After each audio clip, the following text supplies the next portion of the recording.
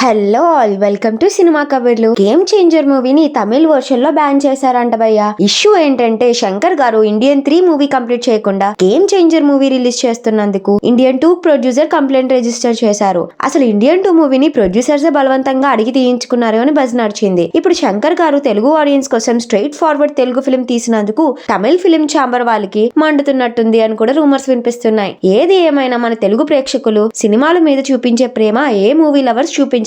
మొన్ననే పవన్ కళ్యాణ్ గారు కూడా ఈ ఫిలిం ఇండస్ట్రీలో 90లో హాలీవుడ్, టాలీవుడ్, బాలీవుడ్ అనే సెపరేట్ జోన్స్ ఉండేవి కావు, ఇప్పుడు జనరేషన్ లోనే అలాంటి సెపరేట్ జోన్స్ క్రియేట్ అయ్యాయని చెప్పారు. దీన్ని మళ్ళీ రీయూనిట్ చేసి అందరం ఒకటే అని ప్రూవ్ చేసుకుంటూ పోవాలి అని కూడా చెప్పారు. కానీ మన తెలుగు ప్రేక్షకుల మీద వేరే వాళ్ళు పిన్ చేసి డీప్ గా హర్ట్ చేసేలా చేస్తే ఇంకేం చేయగలం. గేమ్ చేంజర్ మూవీ మీద ఆడియన్స్ కి హైప్ గట్టిగానే ఉంది. మన తెలుగు ప్రేక్షకులకి శంకర్ గారు అంటే ఎంత రెస్పెక్ట్ కూడా తెలిసిందే. అలాంటివి తమిళియన్సే వాళ్ళని వాళ్ళు తక్కువ చేసుకునేలా చేసుకుంటే అది శంకర్ గారి ఇమేజ్ కి కూడా డ్యామేజ్ అయ్యేలా చేస్తుంది. ఈ పద్ధతి నాకు అస్సలు నచ్చలేదు భయ్య. Shankar garu one of the finest and టాలెంటెడే కాకుండా ఇప్పుడు ఉన్న చాలా మంది డైరెక్టర్స్ అండ్ ఆర్టిస్టులకి one of the favourite and inspiration కూడా. ఈ మాటని ఆల్రెడీ మన రాజమౌళి గారు చెప్పారు. అలాంటిది ఇప్పుడు ఈ ఇష్యూ గురించి తెలిసాక నాకైతే ఇవన్నీ చాలా సిల్లీ గేమ్స్ లా కనిపిస్తుంది. ఏది ఏమైనా at the end of the day మూవీని మూవీ లాగే ట్రీట్ చేస్తారు. కానీ మన తెలుగు ప్రేక్షకులు మాత్రం ఆ క్యారెక్టర్స్ లో ఇన్వాల్వ్ అయిపోతారు. ఒకసారి సినిమా నచ్చిందంటే ఆ సినిమాని గుండెల్లో పెట్టుకొని చూస్తారు. మరి మీకు గేమ్ చేంజర్ తమిళ్లో బ్యాన్ చేస్తున్నారు అనే విషయం మీద